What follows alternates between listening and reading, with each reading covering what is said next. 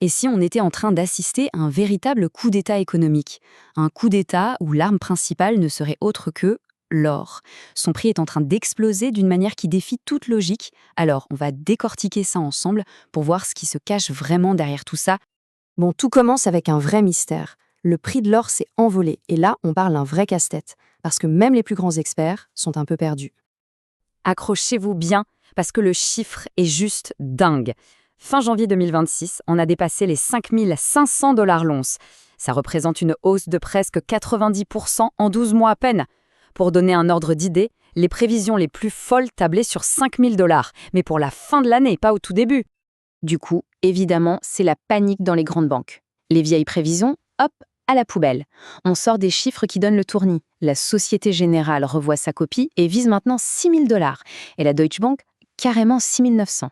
Personne n'avait vu venir un truc pareil. Le mot qu'on entend partout chez les analystes, c'est folie. Parce que soyons clairs, les explications habituelles, genre les tensions géopolitiques, ça ne suffit plus du tout. Ça n'explique pas une telle explosion. Non, il y a forcément autre chose derrière. Et pour comprendre cette autre chose, il faut faire un petit retour en arrière. Il faut regarder les fondations du système financier actuel, parce que toute la puissance du dollar repose sur quelque chose qui est peut-être devenu sa plus grande faiblesse. Alors, à la base, après la guerre, le dollar était le roi du monde. Pour une raison très simple, chaque dollar pouvait être échangé contre de l'or. C'était l'accord de Bretton Woods de 1944, du solide. Sauf que, en 1971, tout change. C'est le fameux choc Nixon. Les États-Unis sont sous pression et pour éviter de vider leur coffre, ils décident tout seuls de couper ce lien. Et depuis ce jour-là, la valeur du dollar ne repose plus sur un stock d'or, mais sur une seule chose, la confiance du monde dans la puissance de l'économie américaine. Et c'est exactement cette confiance que quelqu'un semble bien décidé à ébranler aujourd'hui. C'est là que les choses deviennent vraiment intéressantes.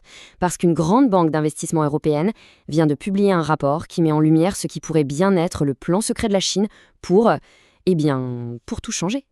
La source, c'est un rapport de la Saxo Bank. Et ce qu'ils disent, c'est une bombe. Selon eux, la Chine s'apprêterait à lancer une toute nouvelle monnaie. Et sa particularité, c'est qu'elle serait, tenez-vous bien, totalement adossée à de l'or, du vrai, de l'or physique. Le concept, on l'appelle le yuan doré. Et c'est tout le contraire du dollar. Le dollar, c'est une monnaie fiduciaire, ça ne repose que sur la confiance. Là, avec le yuan doré, l'idée c'est que n'importe qui pourrait aller l'échanger contre une quantité bien précise d'or. C'est un retour à un système qu'on n'a pas vu depuis des décennies. Et pour monter un plan pareil, il faut des moyens. Et la Chine, visiblement, s'est préparée dans le plus grand secret. Regardez, officiellement, Pékin dit avoir autour de 200-300 tonnes d'or. Mais en réalité, les estimations parlent de réserves qui pourraient être jusqu'à 10 fois plus grandes. Et ça, c'est plus qu'assez pour garantir une nouvelle monnaie à l'échelle mondiale. Mais attention, le but n'est pas juste de créer une nouvelle monnaie. C'est bien plus grand que ça. Ce que la Chine voudrait, c'est carrément construire une nouvelle architecture financière mondiale. Un système où Shanghai et Hong Kong deviendraient des centres majeurs. L'idée, c'est de réduire la dépendance au dollar en proposant un actif de réserve neutre et stable pour le commerce. Évidemment, Washington ne reste pas les bras croisés. Face à cette offensive basée sur l'or, un actif bien physique, bien vieux monde, les États-Unis préparent leur riposte. Et ils le font sur un tout autre terrain, celui du numérique. Le nouveau champ de bataille, donc, c'est celui des stablecoins. Alors, un stablecoin, c'est quoi?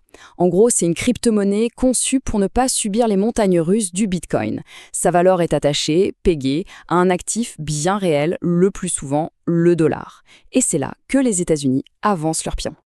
Et leur plan est assez malin. En gros, ils préparent une loi qui dit une chose très simple. Pour qu'un stablecoin soit légal et accepté, il devra obligatoirement être garanti par des bons du Trésor américains. Le coup de génie, c'est que ça force tout l'écosystème de la finance numérique à rester dépendant du dollar. Plus le monde numérique grandit, plus la demande pour la dette américaine augmente. Donc ce qu'on a sous les yeux, c'est une confrontation, un face-à-face entre deux visions totalement opposées de l'avenir de l'argent. Un véritable choc des titans économiques. D'un côté, on a la stratégie chinoise, l'or physique, le tangible, l'ancestral, ce qui a de la valeur depuis des millénaires. Et de l'autre, la stratégie américaine, les obligations numériques. Le dématérialisé, la puissance de la dette américaine, le pari sur le futur. Les actions sont claires. La Chine achète de l'or à tour de bras et vend ses bons du Trésor américain.